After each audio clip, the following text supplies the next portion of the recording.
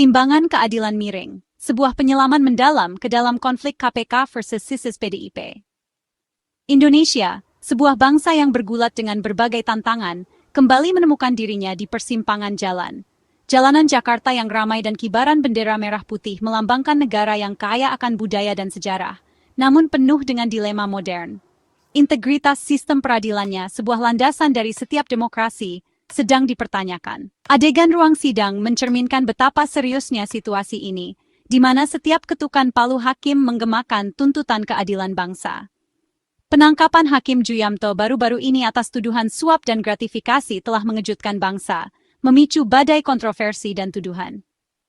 Liputan media tak henti-hentinya menangkap setiap perkembangan dari drama yang sedang berlangsung ini. Ini bukan hanya pertarungan hukum, ini adalah drama politik berisiko tinggi yang mempertemukan Komisi Pemberantasan Korupsi (KPK) melawan Partai Demokrasi Indonesia Perjuangan (PDIP). Taruhannya sangat besar, dengan kedua institusi berjuang untuk kredibilitas dan pengaruh mereka. Seiring terungkapnya plot, batas antara keadilan dan manuver politik menjadi kabur, membuat banyak orang bertanya-tanya. Dapatkah sistem peradilan Indonesia benar-benar memberikan putusan yang tidak memihak? Bidak catur melambangkan langkah strategis yang dibuat di balik layar, di mana setiap keputusan dapat mengubah keseimbangan. Taruhannya tinggi dan implikasinya luas. Wajah-wajah cemas di tengah kerumunan mencerminkan kecemasan dan antisipasi publik saat mereka menunggu hasil dari titik kritis ini. Hasil dari drama ini akan berdampak besar pada lanskap politik Indonesia dan kepercayaan publik terhadap lembaga-lembaga mereka. Protes dan matahari terbenam yang tenang di atas Cakrawala Jakarta berfungsi sebagai pengingat yang mengharukan akan harapan dan ketakutan bangsa. Bayangan korupsi mengungkap kasus melawan Hakim Ju Yamto. Kasus ini telah mengirimkan gelombang kejut ke seluruh komunitas hukum dan sekitarnya, menimbulkan pertanyaan tentang integritas mereka yang seharusnya menjadi penjaga keadilan. Di jantung drama yang sedang berlangsung ini, terdapat Hakim Ju Yamto, seorang pria yang dipercaya untuk menegakkan hukum, kini dituduh melanggarnya dengan cara yang paling mengerikan. Tindakannya tidak hanya menodai reputasinya sendiri, tetapi juga memberikan bayangan panjang pada peradilan. Tuduhan terhadapnya serius, penyuapan dan gratifikasi sehubungan dengan kasus korupsi yang melibatkan ekspor minyak sawit mentah.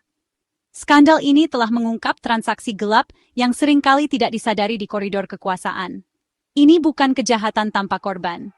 Korupsi menyedot sumber daya yang diperuntukkan bagi rakyat, merusak pembangunan dan mengikis kepercayaan publik. Dampaknya paling dirasakan oleh masyarakat rentan dan terpinggirkan yang bergantung pada layanan publik.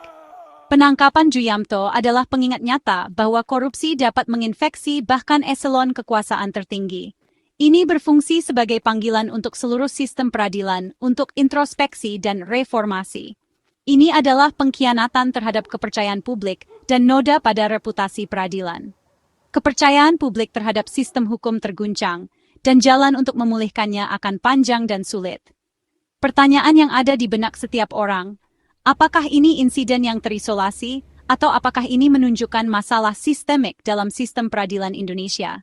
Jawabannya akan menentukan arah masa depan keadilan di negara ini. Kilas balik, meninjau kembali sidang pra-peradilan Hasto Kristianto. Kasus ini telah menjadi poin diskusi yang signifikan di kalangan hukum dan politik, menarik perhatian pada hubungan yang rumit antara peradilan dan entitas politik di Indonesia. Menambah bahan bakar ke api adalah sejarah Hakim Ju Yamto dengan tokoh kunci di PDIP, Hasto Kristianto, Sekretaris Jenderal Partai. Interaksi mereka telah diteliti dengan banyak yang mempertanyakan ketidakberpihakan peradilan dalam kasus-kasus yang bernuansa politik. Dalam sebuah peristiwa tak terduga yang telah membuat banyak orang terkejut di seluruh negeri, Ju Yamto adalah hakim ketua dalam sidang pra-peradilan yang melibatkan Hasto Kristianto hanya beberapa bulan sebelum penangkapannya. Kebetulan ini telah menyebabkan spekulasi dan perdebatan luas tentang integritas proses peradilan. Hasto, yang menghadapi tuduhan korupsi sendiri, telah mengajukan mosi pra-peradilan, berusaha agar kasusnya dibatalkan. Tim hukumnya berpendapat bahwa tuduhan itu bermotif politik dan kurang bukti kuat. Ju Yamto akhirnya menolak permohonan Hasto, memutuskan bahwa kasus terhadapnya dapat dilanjutkan. Keputusan ini dipandang sebagai pukulan telak bagi Hasto dan para pendukungnya, yang mengharapkan pembatalan. Kasus yang tampaknya tidak terkait ini sekarang telah menjadi titik fokus dalam konflik yang meningkat. Putusan tersebut telah memperburuk iklim politik yang sudah memanas, dengan kedua belah pihak saling menuduh manipulasi dan bias. PDIP, yang merasa dicurangi, mempertanyakan waktu penangkapan Ju Yamto, menunjukkan bahwa itu mungkin merupakan tindakan balasan atas putusan sebelumnya terhadap Sekretaris Jenderal partai mereka. Mereka berpendapat bahwa penangkapan itu adalah upaya untuk melemahkan pengaruh politik mereka. Apakah keputusan Ju Yamto dalam pra-peradilan Hasto benar-benar tidak memihak, atau adakah sesuatu yang lebih jahat yang sedang dimainkan?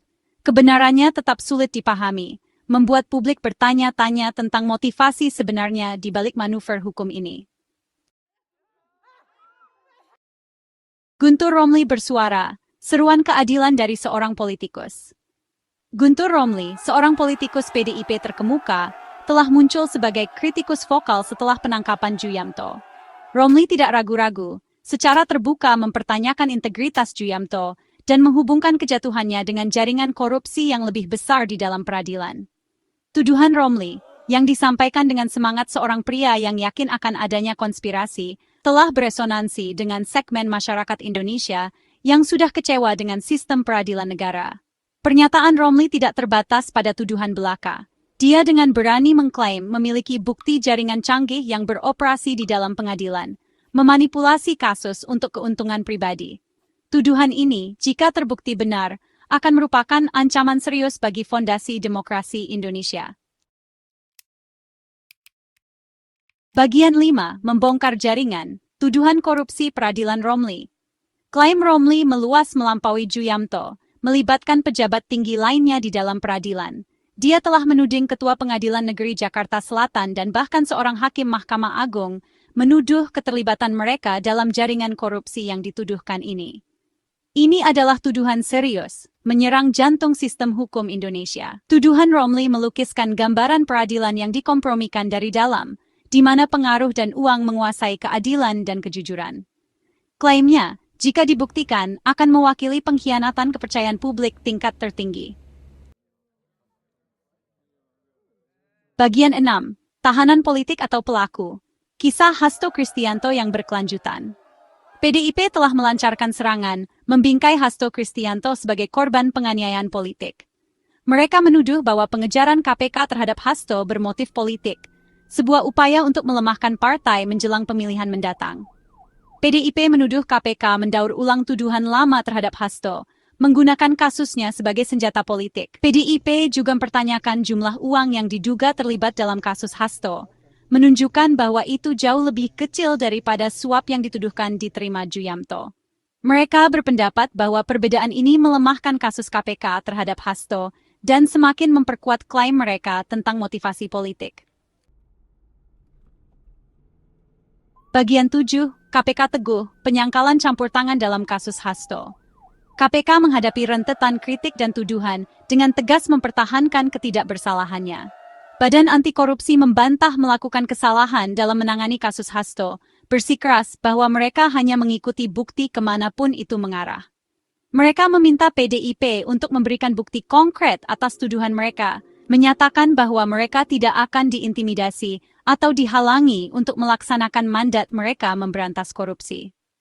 KPK telah menekankan bahwa penyelidikan mereka dilakukan tanpa rasa takut atau pilih kasih, dan mereka akan mengejar kasus apapun, terlepas dari afiliasi politik mereka yang terlibat. Mereka telah mendesak masyarakat untuk percaya pada proses hukum dan membiarkan penyelidikan berjalan sesuai jalurnya.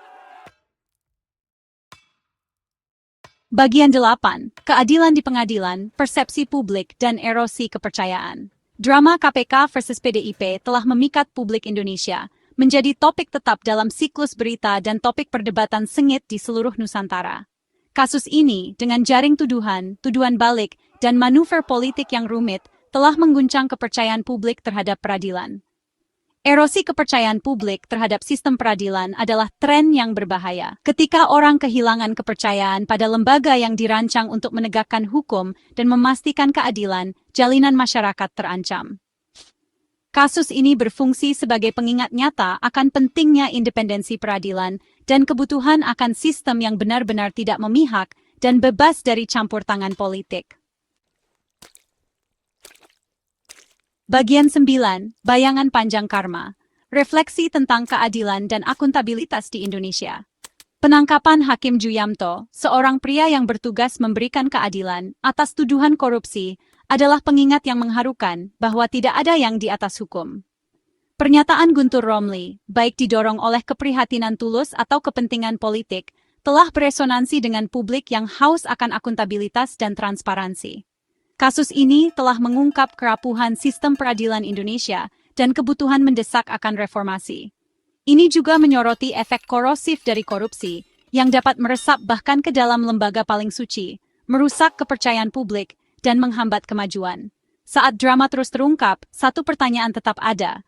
Akankah ini menjadi titik balik bagi Indonesia, katalis untuk perubahan yang berarti, atau akankah itu memudar begitu saja? Meninggalkan masalah yang mengakar tidak terselesaikan.